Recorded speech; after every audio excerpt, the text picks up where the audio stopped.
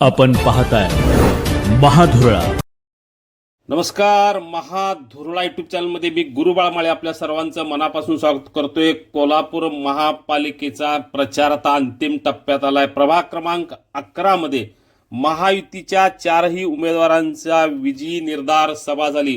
या सभेला खासदार धनंजय महाडिक, आमदार राजेश क्षीरसागर, माजी आमदार जयश्री जाधव यांच्यासह अनेक मान्यवर उपस्थित होते.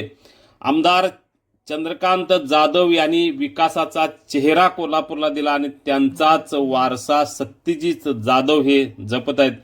एक व्हिजन घेऊन काम करणारं हे नेतृत्व आहे. त्यामुळे या नेतृत्वासह महायुतीच्या सर्व उमेदवारांना मोठ्या संख्येनं विजयी करावे असं आवाहन खासदार धनंजय महाडिक, आमदार राजेश क्षीरसागर आणि माजी आमदार जयश्री जाधव यांनी केलेलं आहे. जाधव कुटुंबानं या प्रभागात प्रचंड कामं केलेली आहेत. चंद्रकांत जाधव आणि जयश्री जाधव यांच्या कार्याचा वारसा सत्यजित जाधव हे कायम पुढे ठेवलेला आहे. एक व्हिजन त्यांच्याकडे आहे, युवा नेतृत्व आहे, काम करण्याची क्षमता त्यांच्यामध्ये आहे. त्यामुळं महायुतीच्या सर्व उमेदवारांसह सत्यजित जाधव यांना प्रचंड संख्येनं मोठ्या मताधिक्यानं विजयी करावं असं आवाहन या विजयी निर्धार सभेत करण्यात आलं. सत्यजित जाधव यांनीही आपल्या भाषणात या प्रभागाचा कायापालट करण्यासाठी आपण प्रचंड प्रयत्न करू असा शब्द प्रभागातील सगळ्या नागरिकांना दिलेला आहे. काय म्हणाले नेमकं सत्यजित जाधव आपल्या भाषणात पाहूया. सर्वप्रथम नमस्कार. उपस्थित असलेले आमचे सन्माननीय संसदरत्न मुन्ना साहेब, उपस्थित असणारे सर्व आमचे चारही उमेदवार आणि सन्माननीय व्यासपीठ. मी सत्यजित चंद्रकांत जाधव, दिवंगत आमदार चंद्रकांत जाधव यांचा समाजाचा वारसा घेऊन पुढे जाणारा व्यक्ती म्हणून मी आज या महानगरपालिकेच्या रिंगणात उतरलेलो आहे. मी ज्यावेळी या रिंगणात उतरलो त्यावेळी फक्त एकच विजन घेऊन उतरलो. माननीय राजेश क्षीरसागर साहेबांचं आपण या ठिकाणी स्वागत करूयात. मी इथं क्षीरसागर साहेबांचं सुद्धा स्वागत करत आहे.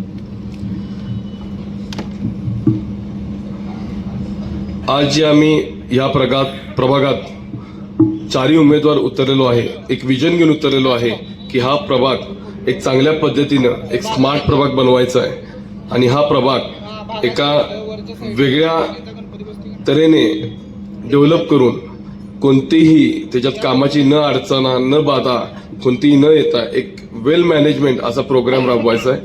कारण प्लॅनिंग केल्याशिवाय कोणताही भाग सुधारत नाही. नियोजन पद्धतीने जर काम केलं तरच ते काम पुढे जातं, नाहीतर ते काम पुढे सरकत नाही. ज्या वेळेला स्वतः आमच्या आईसाहेब माननीय जयश्रीताई जाधव ह्या आमदार होत्या त्यावेळेला 2.5 वर्ष त्यांचं मी कामकाज बघितलेलं आहे. 54 प्रभागांचं आम्ही हातात 54 प्रभागाची आम्ही कामं केलेली आहेत. त्या कामामध्ये निरनिराळे प्रश्न होते ते आम्ही सोडवलेले आहेत. तर त्याचा अनुभवाच्या शिदोरीवर आणि जी काय आमच्या कुटुंबियाची जी समाजकारणाची शिदोरी आहे ती घेऊन आम्ही ह्या प्रभागात कसा यो प्रभाग पुनर्वसन व्यवस्थितपणे करायचा आणि यांच्या अडचणी सोडवायच्या हे ध्येय ठेवून आलेलो आहे. आणि आमच्याकडं त्याचे प्लॅन्स सगळे तयार आहेत, पण ते प्लॅन्स तयार झालेले आहेत, पण ते अंमलात आणणार ज्यावेळी तुम्ही येत्या 15 तारखेला आम्हाला सर्व महायुतीच्या उमेदवारांना भरघोस मतांनी आमच्या चिन्हावर बटन दाबून विजयी करणार, त्यावेळी हे सगळे प्लॅन्स इम्प्लिमेंट होणार. कारण माझ्या मते जास्त आपण न बोलता ॲक्शन्सवर जर बिलीव्ह केलं तर काम आणि प्रभाग दोन्हीही लवकर होतील आणि सुधारतील. तर माझं चिन्ह आहे ते धनुष्यबाण आहे आणि येत्या 15 तारखेला तुम्ही या धनुष्यबाण चिन्हावर बटन दाबून महायुतीच्या उमेदवाराला विजयी करा आणि आमच्या इथं बसलेल्या सर्व महायुतीच्या उमेदवाराला 2 कमळ, 1 घड्याळ आणि 1 धनुष्यबाण असे चिन्ह लक्षात ठेवून महायुतीच्या सर्व उमेदवारांना विजयी गुलाल 16 तारखेला लावा आणि यात तुमचा सिंहाचा वाटा ठेवा. 2 शब्द बोलून सांगतो. या प्रभागात त्याच्यासाठी IT पार्क होणं गरजेचं आहे.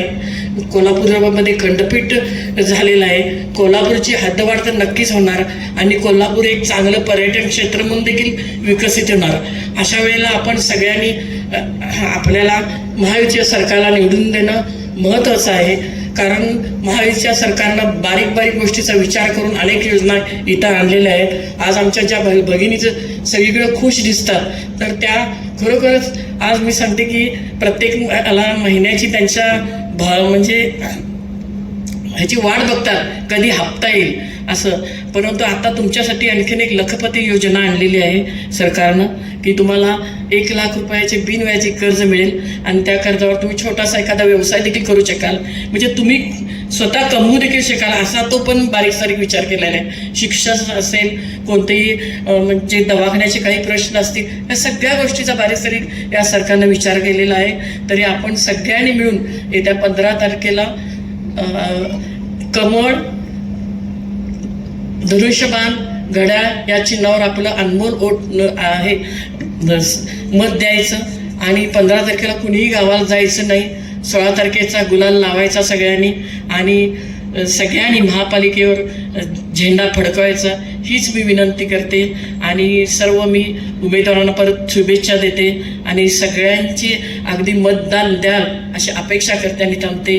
जय हिंद, जय महाराष्ट्र. धन्यवाद.